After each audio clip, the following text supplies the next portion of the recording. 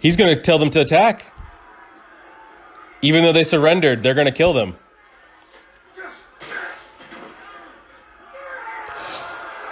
Oh my god, they all went. Even the Northmen went.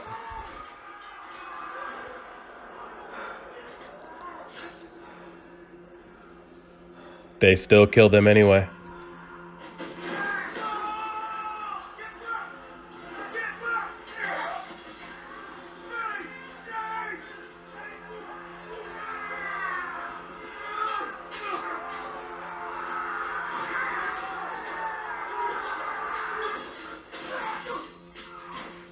John half-ass tried to pull him back, but especially Greyworm, that man is seeing straight red right now. Holy shit. Oh my god. That man is straight red visor on.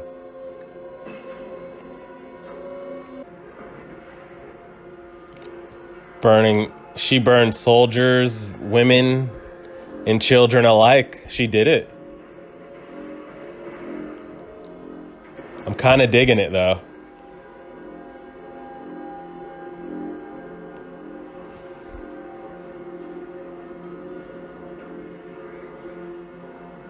Wow, the shock on Tyrion's face is insane. Oh my god. He's dead. The Unsullied don't... I mean, the Unsullied are going to show no remorse, no hesitation at all. The Northern men might, but everybody else is... The Dothraki and the Unsullied will give 3 fucks about that.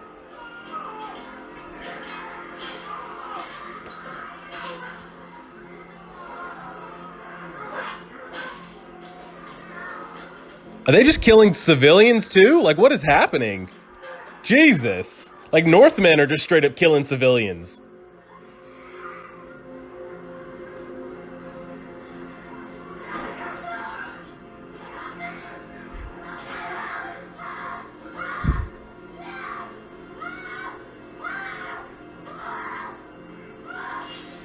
Oh, fuck me.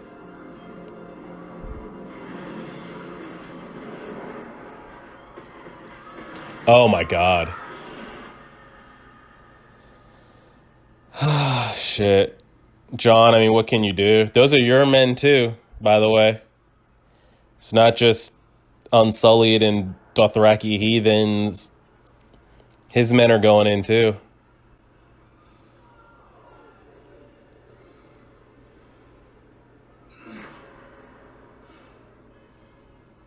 God, he looks like Ned right there. I mean, what can you do? You can't stop it at this point.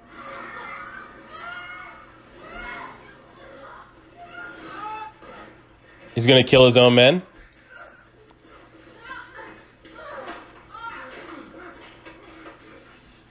Don't do it. Don't do it.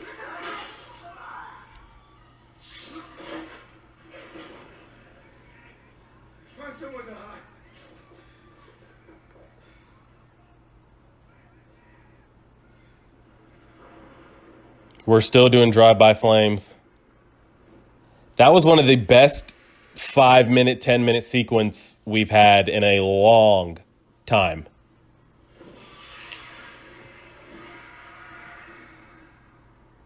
That's not how Cersei dies. That's not how she's gonna die.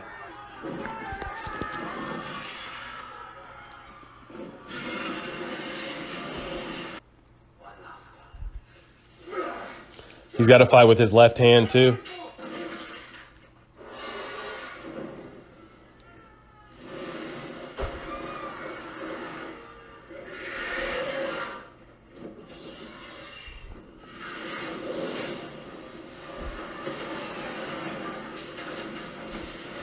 Good God, the Red Keep is destroyed.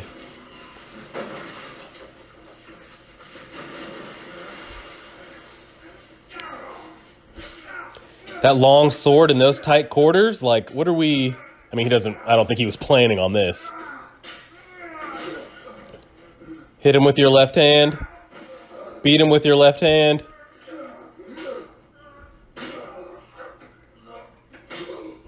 Yes.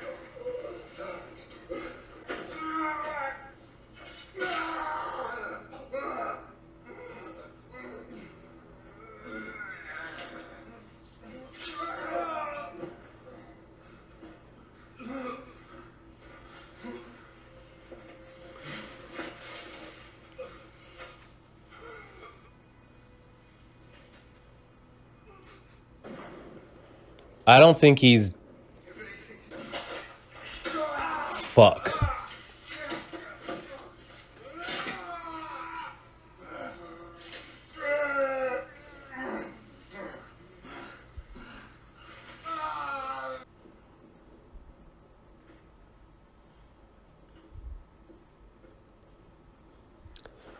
Does she cross the name off her list or not?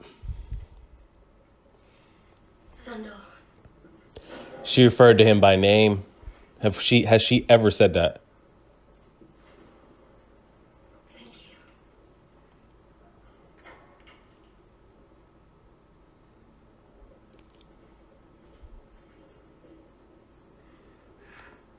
Does she... What does she do? This is how he dies. Wow.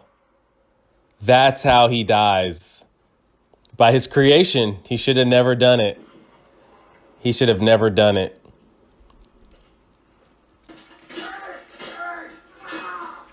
We're going to get to see his face.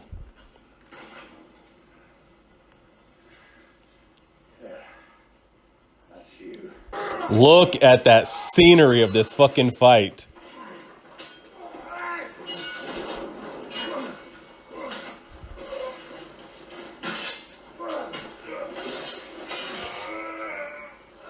Does he even feel that shit? Does that do anything?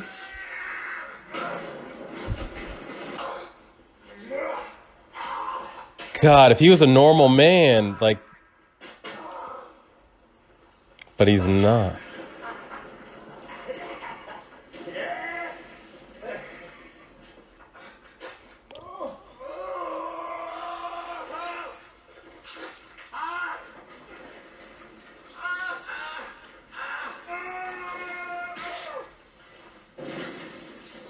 That got him to slow down, but fuck, can you even see anymore?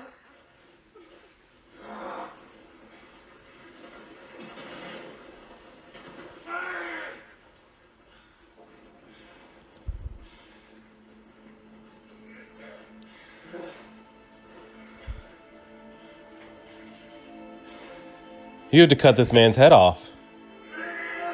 Or tackle him over the ledge or something.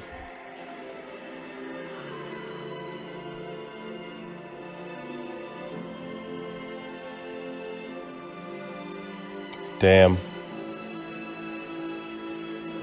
What a fucking fight that was. We've been waiting for that forever. That was pretty great. A main question I have right now, there's maybe 5-10 minutes left in this episode, and we have one episode left. How do we address this Mad Queen thing, resolve it, and have either Danny or John rule after this in one episode? Because everybody's going to have some shit to say about Danny after this is all over. Oh, fuck.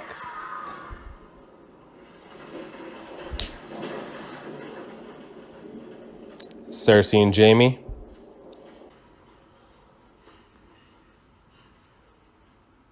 Oh, fuck.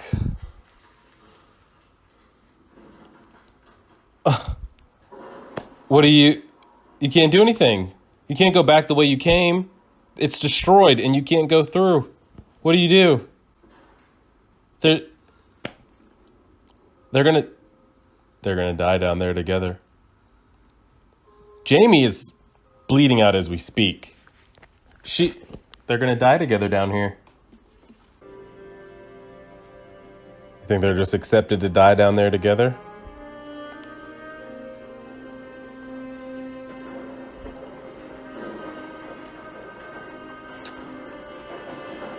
Guess he died in the arms of the one he loved.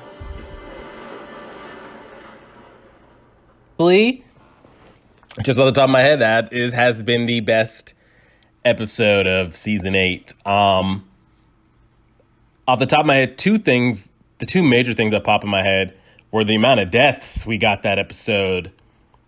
Varys dead, Euron dead, Jaime dead, Cersei dead, the Hound dead, Qyburn dead, the Mountain dead.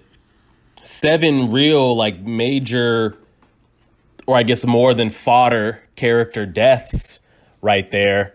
So that's the one main thing that pops in my head. The second thing that pops in my head is, how is all of this resolved in one episode? Because you feel like where Tyrion's mind state is, you got to figure Jon thinks that way as well when word starts spreading of what Daenerys Targaryen did and how she burned millions of innocent people in all of King's Landing.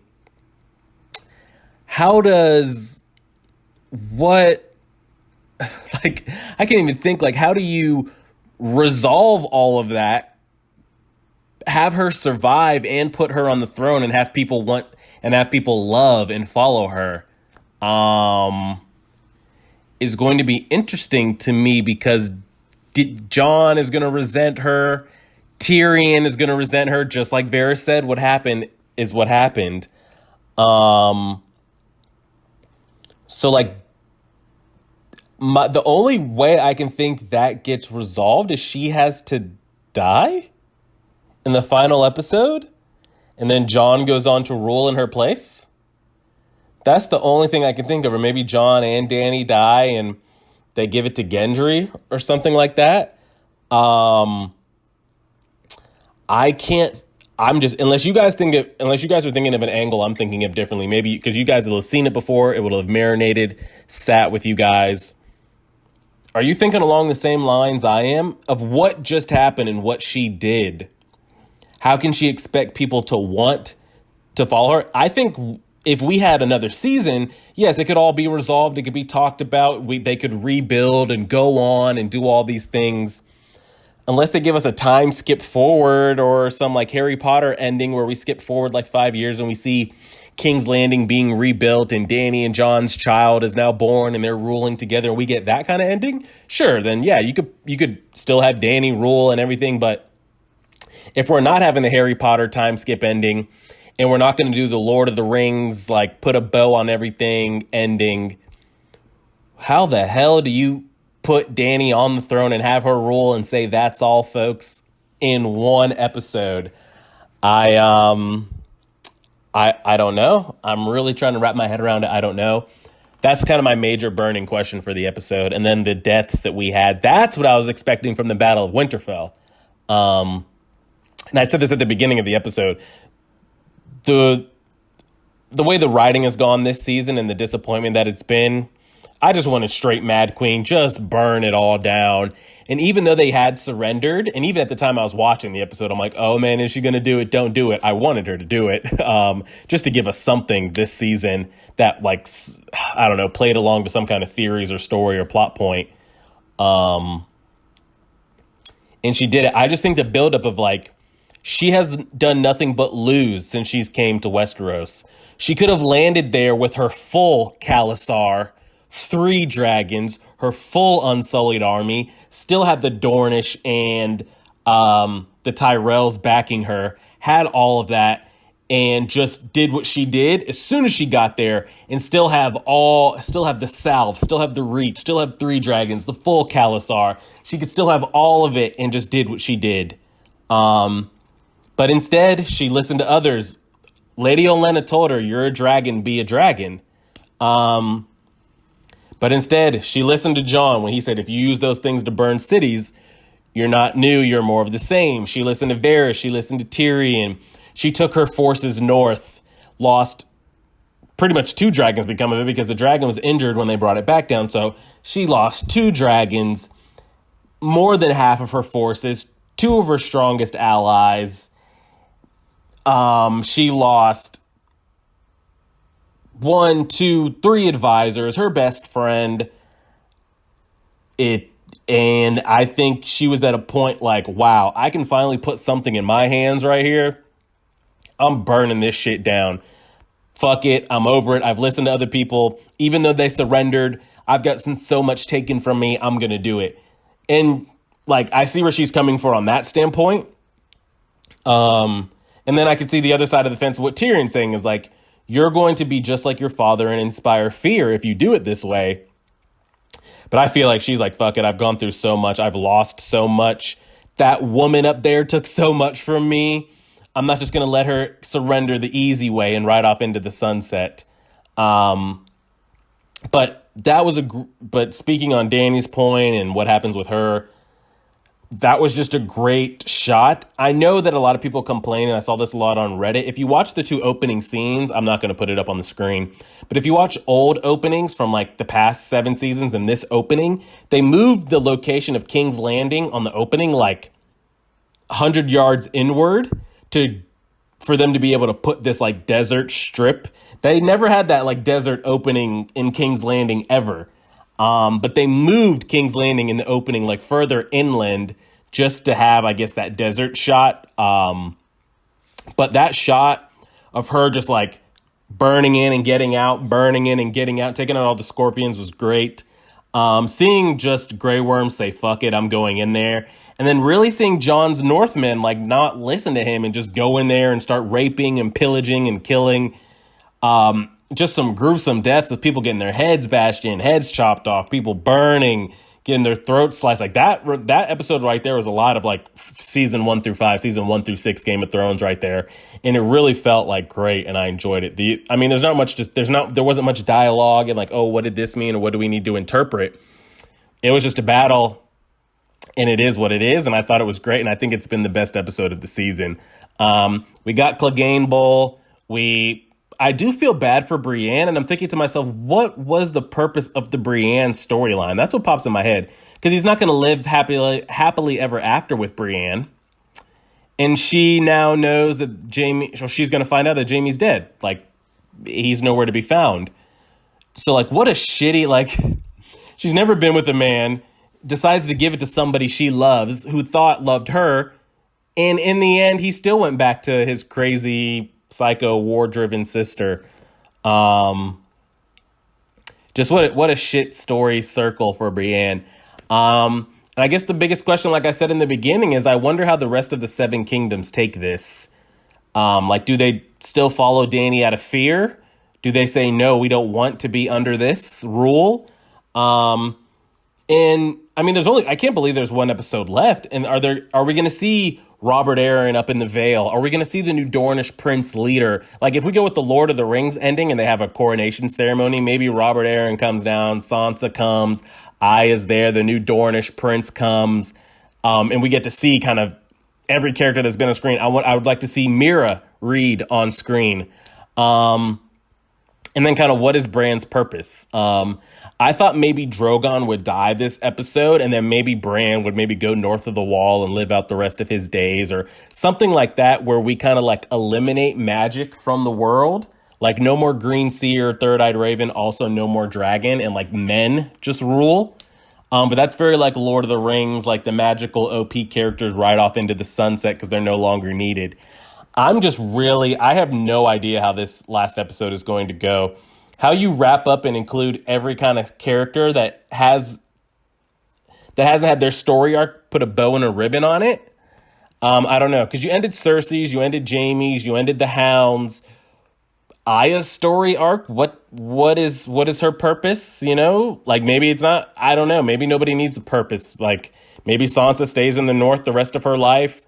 Arya is just kind of a paid sellsword, maybe, or assassin. Maybe she goes back to the House of Black and White and just lives there with Jaqen and trains new faceless men, or she decides to live in the North with her family.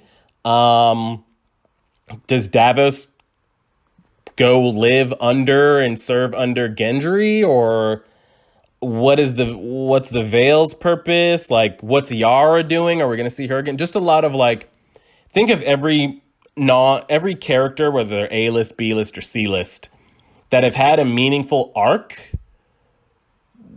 do they all get closure, or are some just going to straight up not be shown again? Like, do we not see Yara again, or Robert Aaron, or Mira, or we don't get answers to what Aya or Bran's going to do with the rest of their life?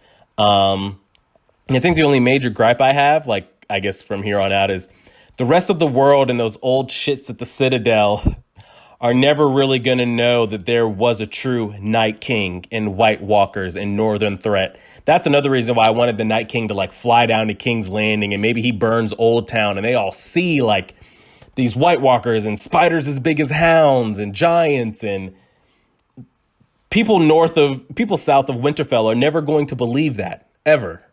They're never going to know what that threat was. And that's kind of another reason why I'm so upset about it, is I wanted the Army of the Dead to march south and all the maesters in the Citadel be like, oh my God, the stories were true and X, Y, and Z, but we're never going to get that. So I don't know. I'm kind of left at like a ... We got to wait and see how it ends. It just really blows my mind that a week from now, Game of Thrones, the greatest thing I've ever watched, will officially been over. It has not been the greatest season at all. What WTF moments, why not moments, like wasted story plot points. But this episode really kind of did bring it all back in. It's definitely been the best episode of the season. I think it's definitely a top 10 episode, maybe even, just because the magnitude and how many story arcs ended, major story arcs. The Hound finally got to kill his brother. Jaime and Cersei died in each other's arms. Varys stayed true to his character to the very end and died, who was betrayed by Tyrion, who he saved.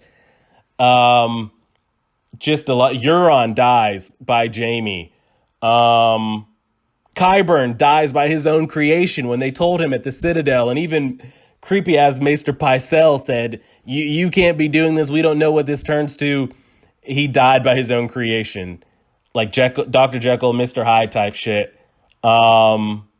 And it was just really great to see. So let me know what you guys thought of the episode. I think it was the greatest episode of this season so far. And we got one left. I don't know if there's been a projected date for the prequel series, but I can't wait for that as well. And let me know what you guys thought. So like, share, favorite, subscribe, guys.